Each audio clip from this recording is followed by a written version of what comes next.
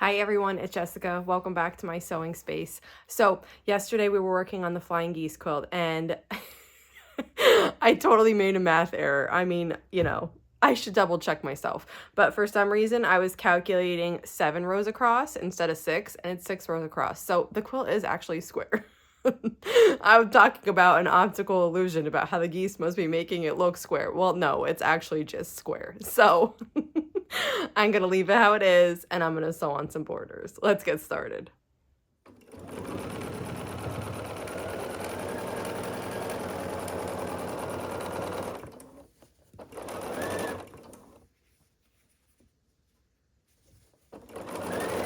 I'm just sewing on the last border here. I decided to cut my borders at 5.5 inches. So I have a nice big border around this quilt, and let's go take a look at it. Okay, it needs to be pressed, but this is exactly what I was going for, kind of like a large border around the quilt. And I'm really happy with this. So it finishes at 58 inches square. The inner quilt is 48 inches square, and then there's a 5-inch border on each side, so 58 inches square.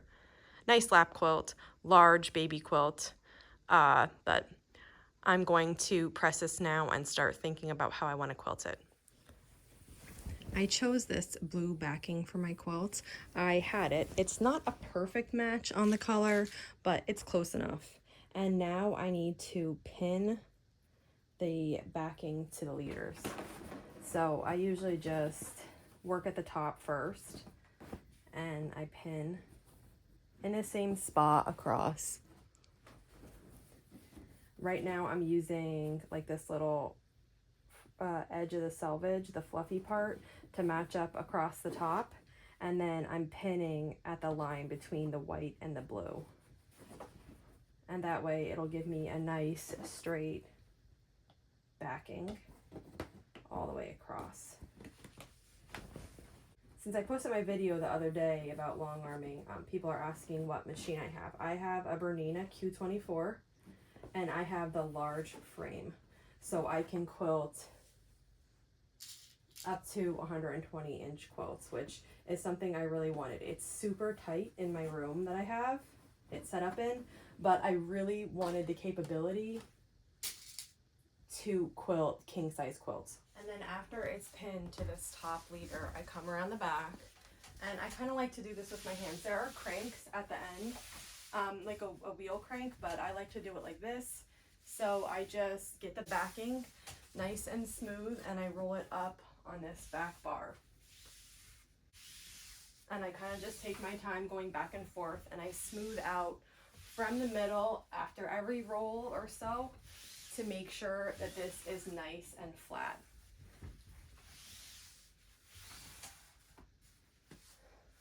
And once I get to about this point, I stop and I come back around the front, and then I'm going to pin the backing to the bottom leader. So these lines across, there's one dark one, that's the center, and I have a pin marking the center of my backing. I line those two up, and then take one of my larger pins and pin it. And I do the same thing here. Now I can't exactly see, like before I saw that I was pinning at the line between the blue and the white. I can't exactly see that because I'm looking at it from the top, but I just try to pin on the same space on this leader all the way across so that it's even. I have everything pinned across the bottom here, and now I have to roll the backing onto this leader bar. So I start by unrolling it and making sure that the leader is nice and tight and flat, and then I start transferring the backing from the back bar to the front bar. And I kind of smooth outward as I go, being careful not to get picked by the pins underneath because they can go through layers of fabric. There's my seam, and when I come up to that, I'm just going to tuck it under the back with my hands. So as I wrap it around this bar, I'm tucking it in the way I want it to go. I usually just take a minute to do that. And that gets it laying nice. And then I just keep going. until I'm at the beginning where I started, and I usually stop about there. And then I lock both of the bars. And now I'll get the batting and the quilt to put on. I have everything set up. The batting I'm using today is Warm and White from the Warm Company. That's one of my favorites. Typically my go-to is either Warm and White if I have a lot of white in the top, and my other one is Warm 100. Those are the ones I use all the time. I buy them by the bolt. And then any other kind, I'll just get like a small package of when I specifically want to use that, like last time I used the bamboo. But I have it set up, so my batting and then my quilt top. There's a bar to secure this underneath the quilt top, but I don't use it. This is called floating.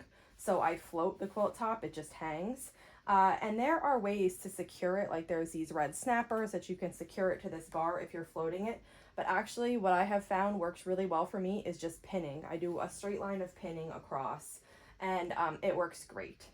So right now I'm just gonna make sure that this is laying out square.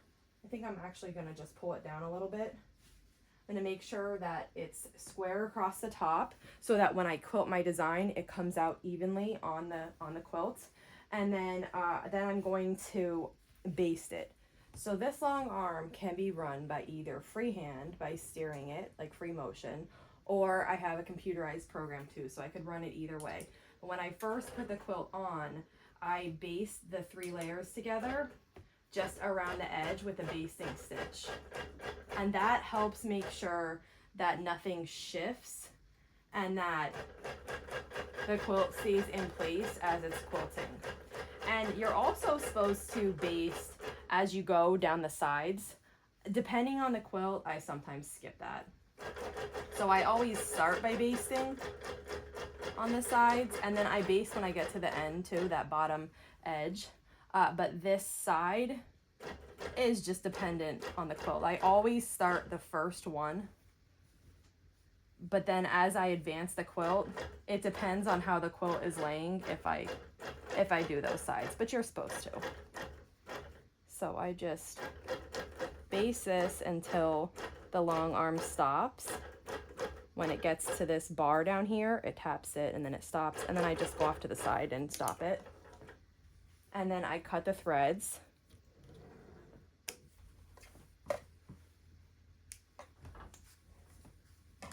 And then I repeat that starting at the middle again and working right and then doing the right side.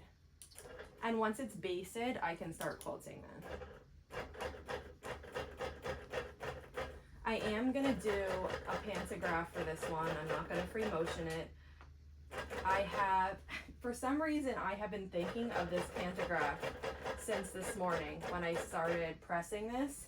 And I don't know how it will look, but I can't get it out of my head. So that's the one I'm gonna use, and we will just see how it looks. Sometimes it's an experiment. Sometimes it turns out great, and sometimes it doesn't. But either way, you get a quilt that can be used. Okay, and you can kind of see here, this is a representation of my quilts. In this red bar is the area that I can technically quilt right now.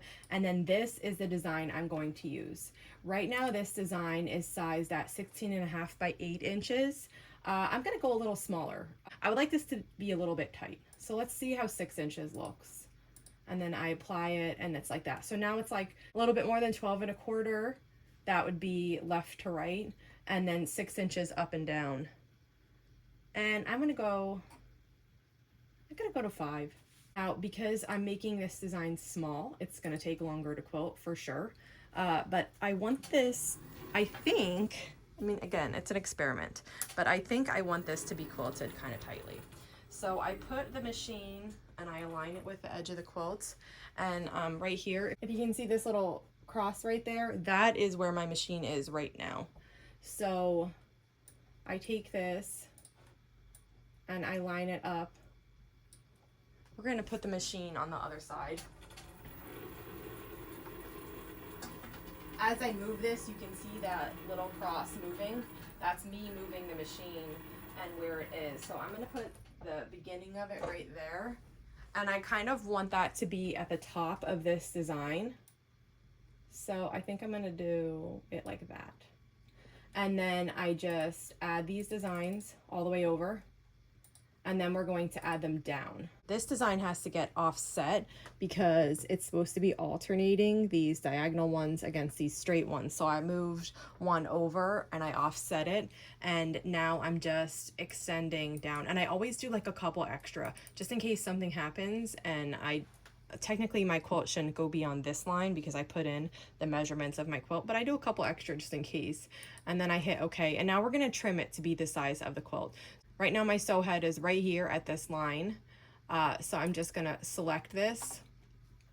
I separate it so it's all individual, and then I'm going to snip it. So I'm going to cut the entire quilt vertically, and I'm going to cut the sewing like right there.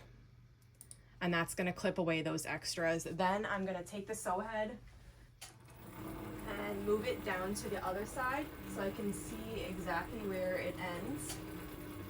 And we're going to clip the right side of the design too. So right about there is where it ends. And then I'm just going to highlight this. I'm going to cut it entire quilt vertically, and then it gets inverted because it's the opposite side. And then I'm just going to cut it here. And that's going to make it to be roughly the size that we need for our quilt. The other thing is, right now, everything in this red box is what I can sew right away. So I can sew these first 3 rows right away without having to advance the quilt. So instead of sewing each row separately, I can connect them by switching the way that it's sewn. So then I can take the top one and I can link it to the second row, and it's just going to add a straight line there to sew those together. Then I can take those top 2 and I can link it to this third. And it does something like, sometimes it does something weird, like I'm not sure if you can see, there's like a triangle here that it added, but that's going to be off to the side of the quilt, so I'm good, and I'm going to leave that there. Now those 3 rows are linked together, and I can start sewing. The other thing is, this right here is my slider bar for speed. And I mentioned this the other day, like when I'm not standing in the room watching the quilt, I turn the speed way down. So it can go all the way up to here, but I have it really low, close to the minus. And I can just start the quilting now. And it's going to ask me, I'm going to do it at the start point. So now it's going to start where this green circle is, and it's going to quilt this row, then it's going to come back and quilt this row, and then it's going to come back and quilt this row, and then it will stop and wait for me to advance it to quilt more. The last thing I'm going to do before it starts quilting is add those pins. So I know that it's not going to come, the machine can't get really close to this bar here. So I'm going to put my pins right next to the bar. And this is instead of having something secure this quilt on the edge, like I mentioned, those red snappers or anything that you use to secure this so you can float your quilt top. But I have found these pins work amazing, and it's all I need. Okay, pinned. And now I'm just going to anchor the thread. So I grab the end and I have it pull up my bobbin thread. Then I hold the top thread and the bobbin thread together, and I press the green check, and this will start the machine sewing. It starts off by doing a series of micro stitches, and then that will anchor it, and I can cut the thread, and now it's gonna just start stitching. So we'll let the machine do its work, and we'll check back in on it in a little while. Okay, so far we are looking really good.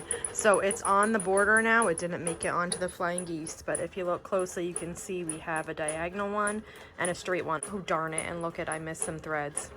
I'll get those out and I'll show you how in another video. And then it goes across. So it's still working on the first pass, but so far I'm really liking this choice of pantograph. I just came to check in here on the long arm, and look how nice this looks. It's stitching out the third row of the pantograph, and I really love how this looks. So I took a chance and I'm happy with the results. I think this is going to be beautiful.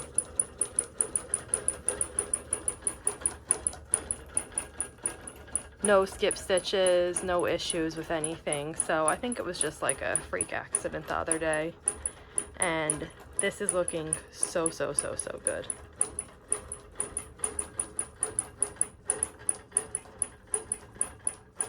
wraps it up for today. Thanks for joining me. If you have any questions on anything you've seen in this video, just let me know in the comments and I'll be sure to help you out. And if not, I'll see you back here soon. Thanks for following along.